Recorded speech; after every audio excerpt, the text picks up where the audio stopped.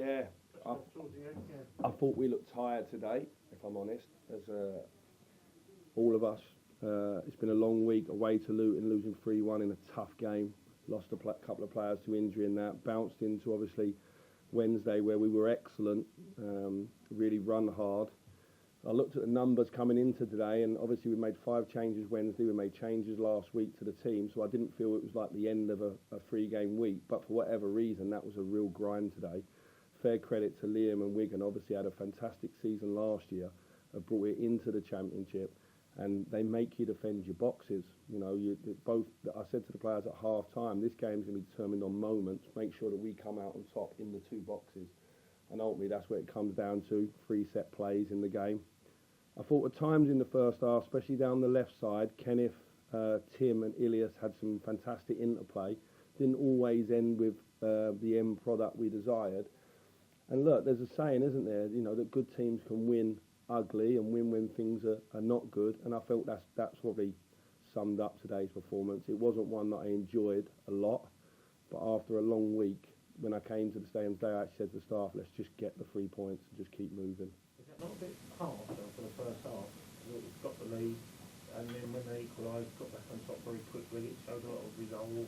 Yeah, look, they're all qualities, ain't they? And like, you know, we showed that first of all at Sheffield United. I thought last week at Luton our performance was nothing what we'd want. It was all just with the ball. We played really good football at Luton last week, but we didn't win any of the duels. We didn't defend our boxes. We didn't put our body on the line. So that's what I spoke about. And I said to him before today's game that the most important thing today is getting 3 points. And I don't care if we win ugly. I think they took me literally in the second half. And I think then you see we're maybe playing the table a little bit. We mustn't do that. We mustn't play the table. What we must do is just keep that underdog mentality and just keep playing the 3 points in front of us. We sat deep. We dropped in. I have to say that I don't want to take nothing away from Liam, his staff and his players. I thought they put in a really top performance today. We get a little bit of fortune off the bar. Keeper makes a really big save for them from Timo Robenham in the second half. I just think we didn't have it our own way today, and that tells us we got a lot to do. So it's important we don't get in front of ourselves and keep looking at the league table. We have to keep improving, and we did show guts and everything else, but I'd like us to show a little bit more composure with the ball as well. You very good analysis of the game, obviously, but on a sort of human level almost, with what's happened this week. Did you say it's been a long week? Decision that you made, all the sort of agonising probably, and then to finish it with the crowds of singing your name and being out there and everyone still being top. Does that make it quite a special day? Yeah, look, after losing at Luton last week, I wonder what way the group would go, because there's a lot of noise about them doing well, and I asked them to go and get 2 home wins to get over that and start the next run, and they've managed to do it. I don't know how many wins that is in the last 10, but that's really good. As long as we don't look too far ahead and we just reset, go again Friday, don't take the baggage from one game into the next, I think we'll be all right. That's a QPR today without Jimmy Dunn, without Tyler Roberts, without Chris Willock. They'll only make us stronger. Obviously Luke and Dozza come on, so you can see Rob Dickey is fighting hard to get in the team at the minute. I have to say, I think Leon Balogun, the last 2 games, has been outstanding, and Jake alongside him. We've got 4 really good centre-halves. So take me out of the equation. I was just delighted to get 2 home wins. I know you do want to take yourself out of the equation, but it has been a bit about you this week, hasn't it? Just a bit, yeah. A bit too much. Just a bit too much. So to be out there and sort of hear that, does that mean something? The fans, yeah, that meant bundles, because obviously there's a lot of uncertainty. We started this project 4 months ago. Yesterday, I actually started on my first day, and a lot of the fans wouldn't have known who I was, and they had to take a leap of faith, just like the ball did in me, and they've been absolutely magnificent. I think the people really close to me this week didn't panic. There's always talks and things in the background more than anybody would know. Everyone that knows the game inside it knows all these things happen, and people call, and you're interested in that, interested in that. I made a commitment here. I asked 7 players to come and sign. I met them all face to face and asked them to join the club. There were some players who maybe could have moved on, but I had to persuade them to stay in. I've brought 2 staff in myself. I've had to reshuffle things. I've asked for things from Amit and the rest of the board in terms of supporting me and changing some of the infrastructure. Hence, you're in this room and not that lovely big one you had before, because we use that ourselves now. 17 games is no time to judge a manager. It's no time to see if your ideas are being implemented. And I'm just a novice learning my job, and it was important that I stayed here. The Premier League can wait for later if I'm good enough. I worked there as an assistant. The plan is to try and go back there to help players go there as well. But all that's in the future. I think right now I'm just happy that that noise has gone away so that I can get back to my job.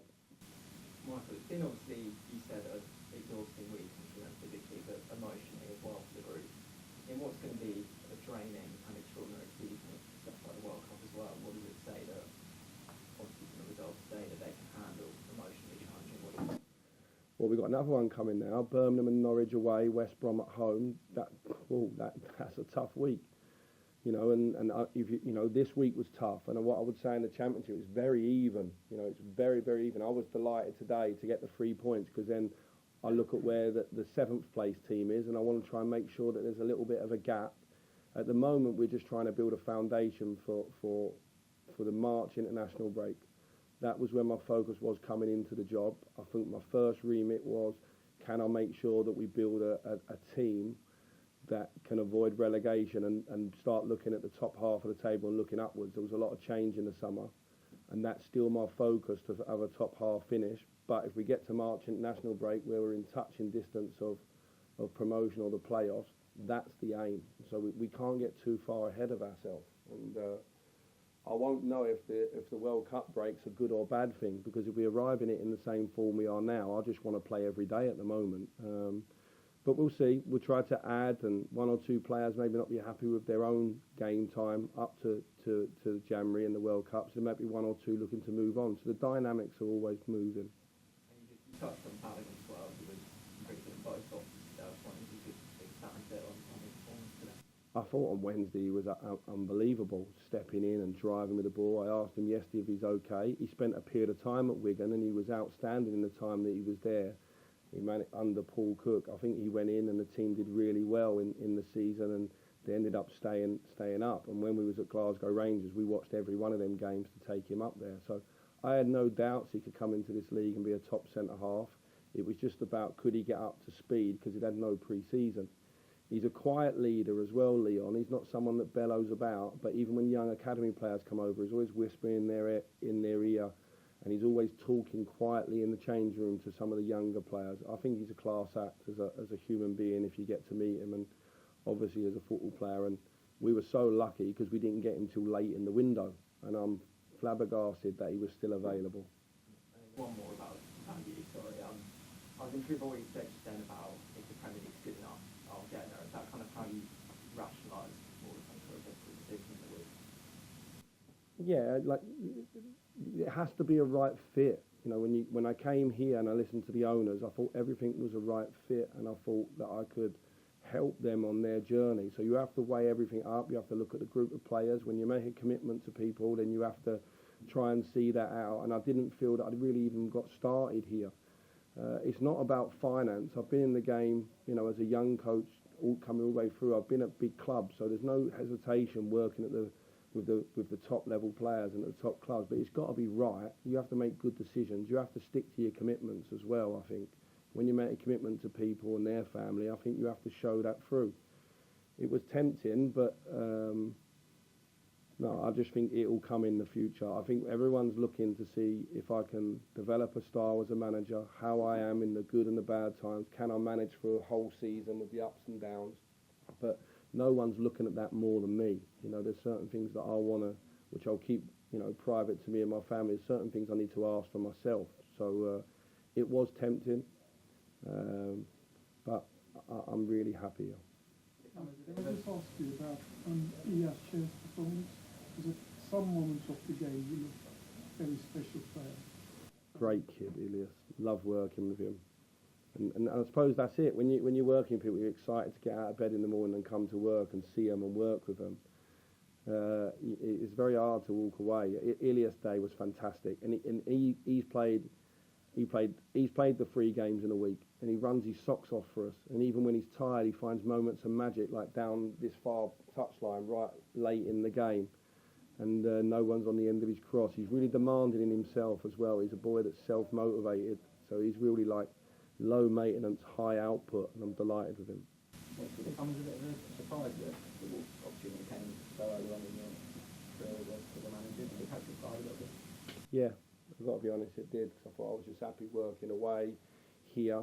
I think sometimes you know, I walked off the pitch here after the Reading game so happy, you know, like everybody else in the building, all the players and the staff. We'd won 3 in a week, and you know, I couldn't envisage myself being anywhere else. And then the middle to back end of last week with all the noise in the background, I was a little bit surprised. Obviously surprised because Wolves have not gone in that direction in the last 5 or 6 years. It's a club that's been on the up, you know, coming out of the Championship and then having 2 7th place finishes. There's some unbelievable players there. When you look at Ruben Neves, Daniel Podence and Neto, it wasn't a slight on Wolves by any stretch. I think they're a fantastic club, historic club. They've got good people behind the scenes, and they want to go the right way. I wish them well. It's just it wasn't in my eyesight at that moment. I was a bit taken back by it, and so yeah. Look, I'm glad we've moved on from that. Portuguese helped a little bit maybe.